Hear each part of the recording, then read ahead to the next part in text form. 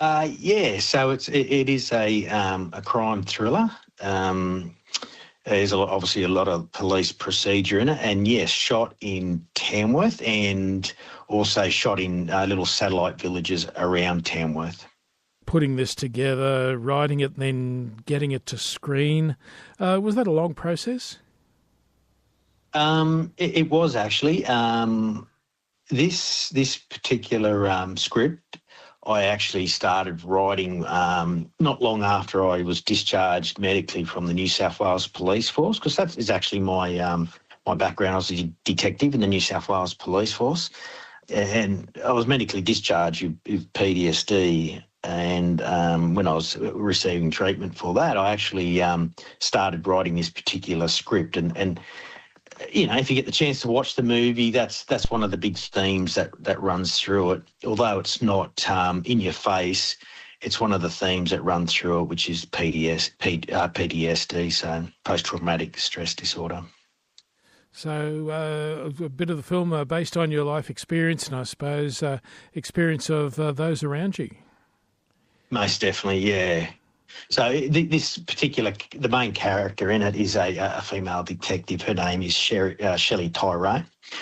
And when I was writing it, it was quite therapeutic actually, because I would, even though it was a female character, it was like I could look down at this character and just what she was going through. I could say to myself, kid to myself in a way and say, well, this is not me. But I was writing about her struggles and what she had to go through while she's investigating her first murder investigation.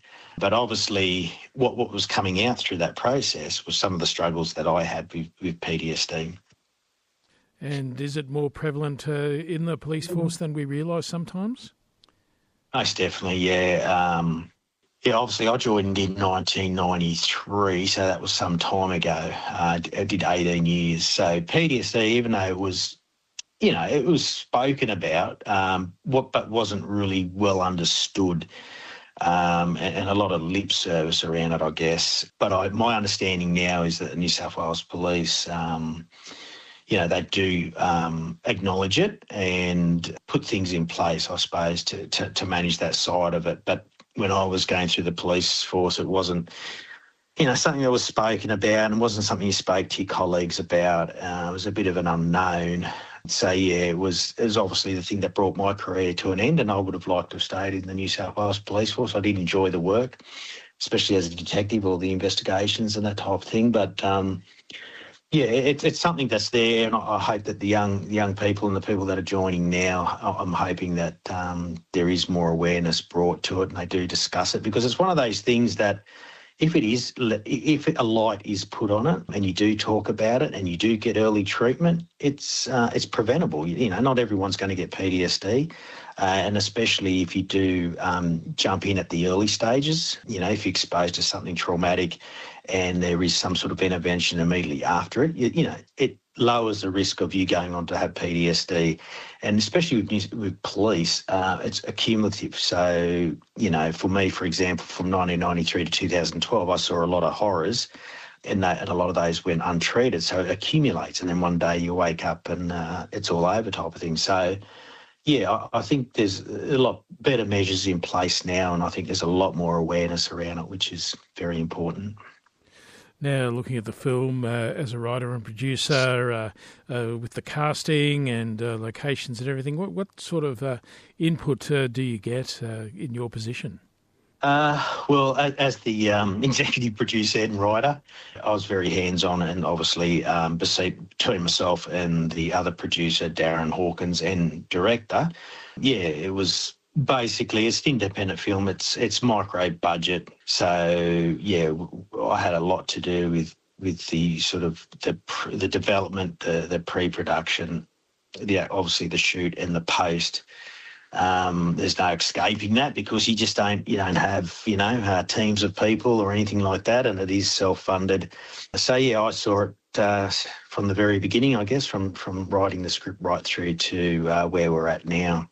And I notice Adam Harvey has a bit of a role, not a role in the movie, but he gets to sing in the movie, which he was quite chuffed about from what I heard. So he's making his film debut in a way. 100%. Yeah, he's. I was very surprised when I met him. He's an incredibly nice bloke. He came down at a just on a telephone call, and he came down and we shot it at the Welders Dog in Tamworth of all places, and he couldn't help us out enough. Just incredibly great bloke, and the song that he gave us, I think, was quite fitting. It's about the genie in the bottle type thing, and he obviously could tell you more about the backstory to that. But I think it was quite good having him there, because obviously Tamworth, country music capital of Australia, and we have the festival here every year in January, so it was quite fitting, because he's an iconic country music singer. So it was awesome, and we're very privileged to have him be part of the movie. I'm actually, if we do shoot another feature which we're building towards, called Paper Daisy, which is an elevated horror that we want to actually shoot up in a little village outside of Tamworth called Bendemeer. We have spoken to him about having a speaking part, so we might see him have a speaking part in our next feature if we can convince him.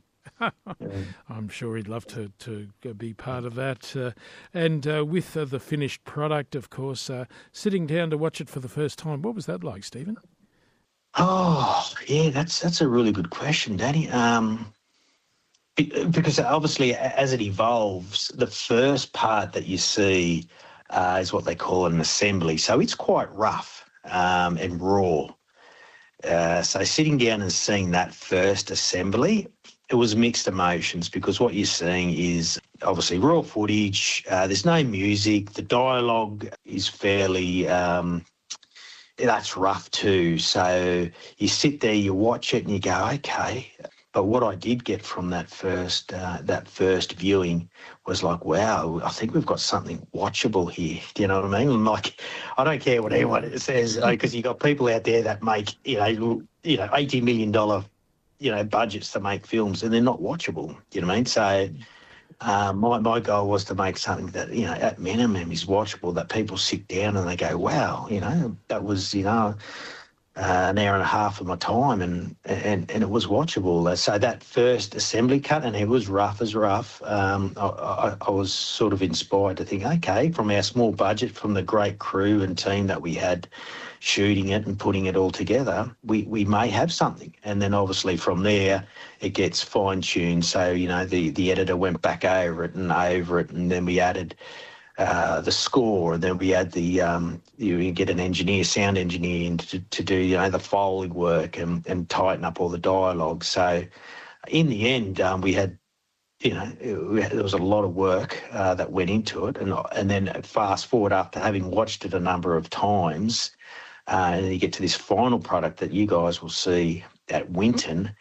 And that's mind-blowing, that whole process, and then just seeing this film from where it came from to where it is now.